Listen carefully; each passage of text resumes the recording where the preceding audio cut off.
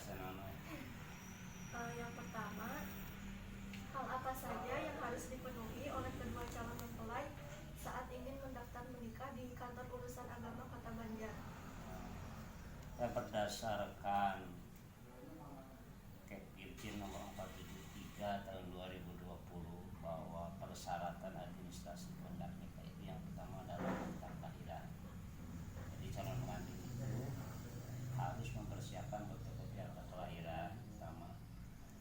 Kemudian yang kedua adalah fotokopi kartu keluarga. Kemudian yang ketiga fotokopi KTP. Fotokopi KTP bukan hanya fotokopi KTP dia, tapi fotokopi KTP ayah dan ibu calon pengantin. Kalau ayahnya sudah meninggal dunia, fotokopi wali. Fotokopi wali. Kalau misalkan walinya kakaknya, fotokopi KTP kakaknya atau pamannya atau siapapun yang jadi walinya itu harus disertakan fotokopi. Kemudian syarat-syarat lain namanya adalah seperti model N1, namanya surat pengantar nikah, disiapkan. Ini ditandatangan oleh kepala desa atau lurah setempat. Kemudian model N4, surat persetujuan calon mempelai. Jadi jangan sampai calon mempelai merasa dipaksa untuk menikah, mereka menandatangan. Kemudian model N1, model N2 bukan model 1. Model N1 adalah permohonan kehendak nikah, disertai oleh lampiran-lampiran yang lain. Misalkan kalau punya ijazah ditambah bagi mereka yang di luar KUA kecamatan atau beda kecamatan, itu harus ada rekomendasi nikah dari KUA kecamatan calon pengantin laki-laki. Biasanya kalau di kita itu rata-rata calon pengantin laki-laki menikah di tempat calon pengantin perempuan. Maka kalau beda kecamatan harus ada rekomendasi nikah dari KUA kecamatan di mana calon laki-laki tinggal. Itu syaratnya. Kalau misalkan itu adalah calon pengantinnya jejaka dan perawan dan usianya di atas 21 tahun. Tapi kalau usianya kurang dari 21 tahun ada tambahannya, yakni model N5. Model N5 adalah surat izin orang tua bagi mereka yang kurang dari 21 tahun. Lebih dari 19 tahun tapi kurang dari 21 tahun harus ada N5. Dan bagi mereka yang kurang dari 19 tahun, kurang dari 19 tahun itu usianya, mereka harus ada dispensasi dari pengadilan agama. Syaratnya harus ada itu sebelum daftar. Kemudian aturannya di Undang-Undang Nomor 1 Tahun 74 bahwa pendaftaran ke pelaksanaan itu waktunya adalah minimal 10 hari kerja. Jadi bagi mereka yang menikah 1 minggu dari daftar sampai pelaksanaan itu harus ada dispensasi camat. Misalkan ini nikahnya tanggal 1, datanya tanggal 1, mau nikah tanggal 10 atau tanggal 9, itu kan dikurangi 1 dan ahad karena tidak dihitung harus hari kerja. Maka sebelum daftar harus ada dispensasi camat terlebih dahulu. Kalau boleh menikah dengan dasar pernikahan dilaksanakan dengan adanya dispensasi dari camat. Baik, terima kasih. Yang selanjutnya untuk pemeriksaan berkas, hal apa saja yang nantinya diperiksa saat akan akad oleh petugas kantor urusan agama? Itu terkait dengan hal-hal yang bersifat prinsip ya, terutama yang terkait dengan data yang nantinya masuk di buku nikah ya, nama, apakah ada perbedaan data, nama di KTP, nama di KK, nama di ijazah, nama di akta kelahiran. Itu harus disamakan dulu, ditanya benar. Misalkan namanya Saifuddin, apakah Saifuddin, apakah Saifuddin dan yang satu atau Saifuddin. Nah, diverifikasi datanya, dikonfirmasi dengan orang yang bersangkutan. Kemudian yang kedua tempat lahir. tempat lahirnya di mana. Kalau misalnya kita di Banjar, apakah Banjar atau Ciamis? Kadang-kadang orang menulisnya Banjar karena sudah pindah, sudah mekar dari Ciamis, padahal di akta kelahiran itu namanya masih tempat lahirnya Ciamis. Kemudian tanggal, bulan, dan tahun lahir. Kemudian statusnya apa? Kalau statusnya misalkan duda, harus ada duda apa? Apakah duda cerai hidup atau duda tinggal mati? Kalau duda cerai hidup ada tidak akta cerainya? Kalau perempuan misalkan janda cerai hidup, apakah ada akta cerainya? Sudah habis atau belum masa idahnya? Dicek, dilihat, nanti dibuktikan. Tuh janda, tapi misalkan belum habis masa idahnya, maka tidak bisa dilangsungkan pernikahannya. Jauh-jauh hari diperiksa terlebih dahulu. Kemudian pekerjaannya apa? Walaupun tidak begitu penting karena itu tercantum di buku nikah, harus ada. Pendidikan, alamatnya, nama orang tuanya. Karena kadang ada yang nama orang tuanya ditulis lengkap, ada yang ditulis sebagaimana tercantum dalam akta kelahiran, ada yang ditulis gelar bapaknya Haji, Kiai, dan seterusnya. Itu disesuaikan dengan aturan. Kemudian wali sama pengantin ya. Kemudian wali itu diperiksa walinya siapa, apakah wali nasab atau wali hakim, hubungannya apa, apakah wali mujbir bapaknya, kakaknya, kakak kandung atau kakak sebapak, dan seterusnya dan seterusnya. Kemudian data diri dari wali itu. Dan yang terakhir adalah saksinya siapa, alamatnya, tanggal lahirnya, pekerjaan, dan seterusnya. Kalau misalkan tidak ada halangan untuk dilaksanakannya pernikahan terkait dengan persyaratan administrasi dan persyaratan syariat, maka baru pernikahan itu boleh dilaksanakan. Tapi kalau ada hal-hal yang terkait dengan persyaratan nikah ternyata menghalangi untuk dilaksanakan pernikahan, maka akan diberikan penolakan tentang nikah. Apakah itu nanti akan dilengkapi atau ditolak sama sekali karena memang syaratnya tidak terpenuhi. Misalkan kurang umur, ditolak, dia harus dispensasi pengadilan dulu. Atau masa idah setelah belum habis, ditolak sampai habis masa idah baru bisa daftar. Tapi kalau kekurangan persyaratan administrasi, misalkan belum lengkap, kurang akta kelahiran, itu ditolak dengan catatan dilengkapi terlebih dahulu. Beda dengan yang tadi, kurang umur atau belum habis masa idah, terutama terkait dengan idah yang ditinggal mati, itu lebih lama idahnya, 4 bulan 10 hari, maka menunggu sampai habis masa idah. Terima kasih. Untuk pengisian belangkonya diisi oleh calon mempelai apa dari kantor urusan agama? Nah, ini kan kalau di Banjar ya, belangko ini diisi oleh pamil. Biasanya kalau orang Jawa Tengah menyebutnya kayim, kalau orang Cirebon menyebutnya lebek.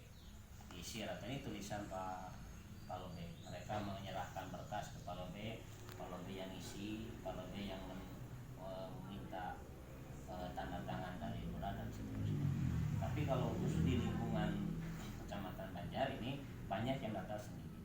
Mereka mengisi sendiri, mereka mengurus sendiri ke kelurahan, daftar sendiri itu di kelurahan Banjar. Dan sekarang itu karena ada SIMKA web, mereka daftarnya saja boleh online, dan dianjurkan untuk daftar online. Daftar dulu, tapi berkas harus lengkap dulu. Daftar online dari HP atau dari laptop. Setelah daftarnya diterima, baru bawa berkas ke sini, diverifikasi di sini. Verifikasi seperti tadi, nama dan seterusnya. Kalau sudah, berarti daftar bisa. Baik, terima kasih. Kalau misalnya untuk bimbingan pranikah di kantor urusan agama Kota Banjar mulai adanya tahun berapa? Nah, kalau itu saya kurang tahu. Saya anak baru di sini, murid baru. Jadi masuk ke Banjar itu tahun 2018 ya. Tadinya tugas di Kabupaten Cirebon. Tapi setelah saya masuk ke sini ada bimbingan mandiri namanya. Karena sulit untuk membutuhkan calon pengantin dalam jumlah banyak, terutama bagi calon pengantin laki-lakinya orang jauh luar Banjar. Jadi mereka datang kadang sendiri-sendiri, satu hari kadang ada 1-2 pasang. Mereka diberikan pengarahan, dan bagi mereka yang datang ke sini biasanya dilatih untuk pelaksanaan ijab kabulnya. Begitupun bagi mereka yang datang beserta walinya. Jadi dalam pelaksanaan akad nikah lebih lancar daripada mereka yang tidak hadir ke KUA. Kemudian buku nikahnya biasanya diserahkan langsung nanti bagi mereka yang datang ke sini, karena sudah diverifikasi lebih awal, datanya sudah lengkap, mas kawinnya sudah ada dan seterusnya, maka buku nikahnya akan dicetak.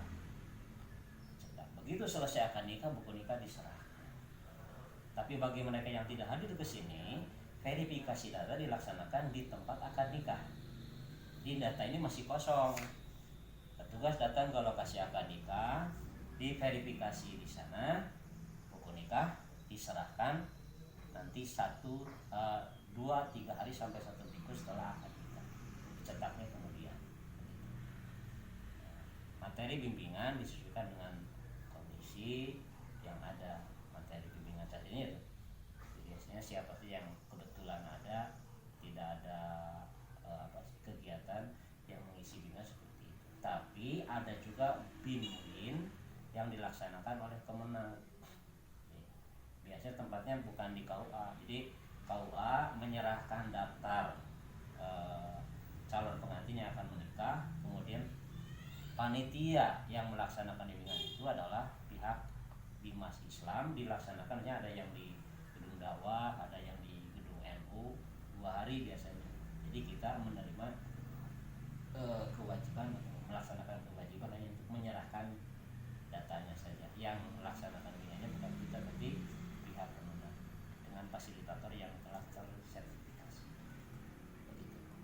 Untuk biaya yang dikeluarkan oleh calon mempelai saat mendaftar di kantor urusan agama Kota Banjar 600.000.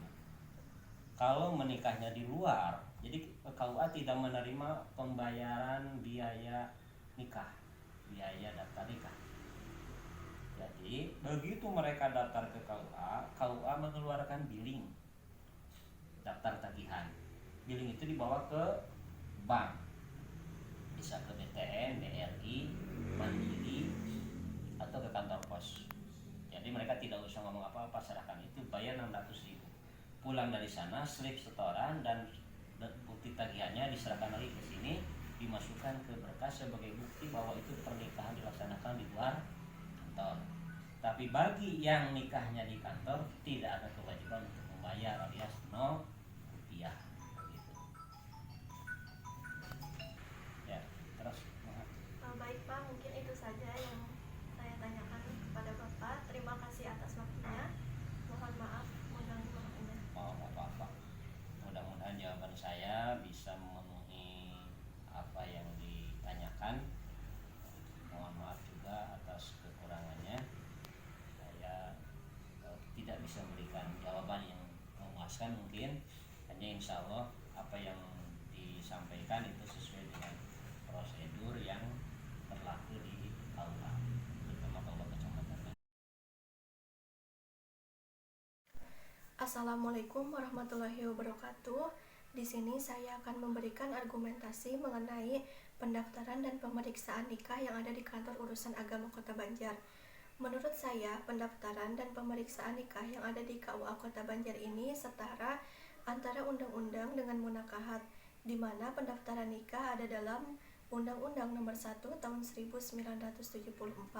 Sedangkan untuk syarat pendaftarannya terdapat pada Kepdirjen Nomor 473 Tahun 2020 dengan syarat yang telah disebutkan dalam video sebelumnya. Untuk pemeriksaan berkas nikah yaitu lebih terkait kepada identitas yang nantinya akan ada dalam buku nikah, seperti nama calon mempelai. Contohnya yaitu nama Saifuddin. Apakah namanya ini Saifuddin pakai I atau Saifuddin pakai E? Nantinya itu akan diperiksa ulang. Yang kedua yaitu tempat, tanggal, bulan lahir. Yang ketiga mengenai status. Apakah calon mempelai ini seorang perawan atau janda, baik itu cerai hidup maupun cerai mati, lalu jejaka. Atau mungkin dia ini seorang duda, baik itu duda cerai mati maupun cerai hidup. Lalu mengenai pendidikan, pekerjaan, serta hal yang lainnya. Pihak KUA juga nantinya akan memeriksa wali. Apakah calon mempelai ini menggunakan wali nasab, wali mujbir, wali hakim, atau wali yang lainnya. Serta pihak KUA juga akan memeriksa saksi.